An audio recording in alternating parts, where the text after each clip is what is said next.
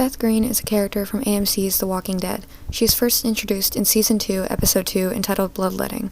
Rick, the main character, and Lori, his wife, have a son named Carl. Carl is shot in a hunting accident by Otis, who lives with the group on a farm, who've had a veterinarian who helps and tends to his injuries. The doctor is Herschel, who owns the farm and is the father of two important characters, Maggie and Beth. Beth is a 16-year-old girl who is struggling with suicidal ideation after witnessing her mother's walker, the event throwing her into a catatonic state. She attempts to slit her wrist after Andrea, a grown woman who is supposed to be watching over her and protecting her, allows her to be alone with a knife. In Season 3, Lori passes away while giving birth in the prison, and Judith is born. Beth helps care for her like she's her own daughter, even being mistaken for her mother by Sasha. Beth is known as a loving and kind person throughout the series. She's seen as a realistic representation of what a teenager would have to go through in a post-apocalyptic world, which is precisely the reason why many people don't like her. One of, in my opinion, the most important character-defining episodes in the series is entitled After. It's Season 4, Episode 9, where after the prison fallout, where Beth and Maggie had to watch their father decapitated by an enemy group right in front of them, Rick's group is separated. Beth and Daryl are alone and on the road for weeks, and in this particular episode, Beth wants to try alcohol for the first time. It's previously mentioned that her father is an alcoholic, and based on her lines in this episode, she wanted to know why he liked it, and she wants to try and find a way to cope with what she's had to go through. Daryl and Beth get into an argument where Daryl purposefully says very hurtful things to her and puts his hands on her, and it is here that she has one of her most important scenes to her character arc, which I'll play for you right now. Everything was fun. Like everything was a big game. I sure as hell never cut my wrist looking for attention. Oh, sounds like our friend out there trying to call over his buddy. You just shut up. Hey, you never shot a crossbow before? I'm gonna teach you right now. Come on. It's gonna be fun. Stay inside. Daryl, cut it out. Daryl. Dumbass. Come here, dumbass. Daryl. You won't shoot? I don't know how. Oh, it's easy. Come here. Right corner. Let's practice later. Come on. It's fun. Just stop it, Daryl. Come here. 8-ball. Kill it.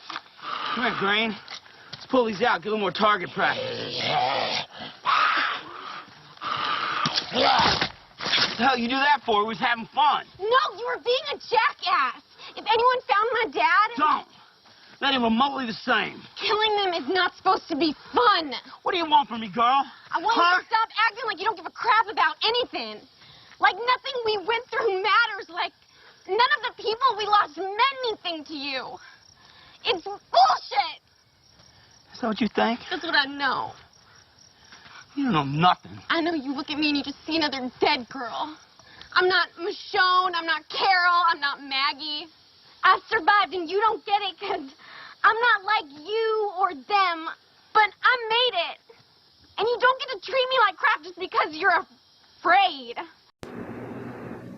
Also, something that I forgot to mention is, in my last clip, the episode was actually still Season 4, Episode 12, not after Episode 9. My bad.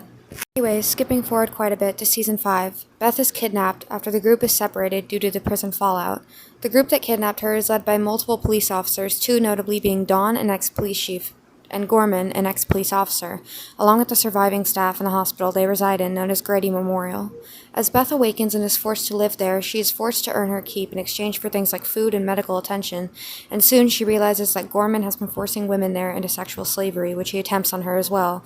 All of this happening while Dawn is aware of it. Dawn tells her that she is weak after seeing her self-harm scars. Beth comes up with an elaborate plan to kill Gorman and free herself so she can get back to her family and friends. And for the most part, this plan is successful. She and a friend she met there named Noah attempt to escape, and Beth purposefully gets caught to allow Noah time to run. When she gets back, she kills Gorman, and with the help of Noah, her friend group finally finds her and attempts to get her back. There's a big showdown between Rick's group and Dawn's group. Dawn refuses to give Beth back until Noah is returned to her. Rick's group agrees, but Beth retaliates by stabbing Dawn with a pair of scissors, who has a gun, after saying, "I get it now," and subsequently being shot in the head. They manage to get Noah back after killing Dawn, but he dies just a few episodes later.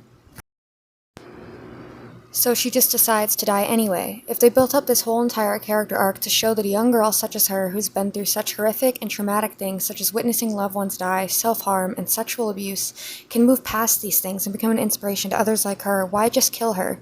Isn't that directly against the point they were trying to convey, if not directly contrary to her character arc? The explanation the writers gave was also very odd.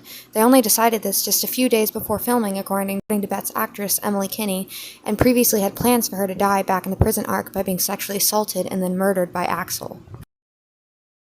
One of the oddest explanations and comments that the producers have made is that Beth died because she was strong, and that's painful, which doesn't make sense according to anything that they have done. Characters don't just kill themselves because they're strong, they can still be strong, obviously, but this explanation doesn't explain barely anything about why they made this decision. What's even more bizarre is that following Beth's death, Noah died just a mere few episodes later. They killed off a character named Tyrese in a pretty useless way, one of the only characters to have just randomly gotten bit. And then, later on, they killed Carl, who's a character who's supposed to be the main character later on in the comics. He grows past what has happened to him and becomes the new leader after Rick is gone. And after killing Carl, they also killed the person that he sacrificed his life for, like Beth did. This is one of the many reasons that I believe that the show has gone downhill, especially after Beth died. Throwing away character arcs just for shock value is not something that works well with stories like this.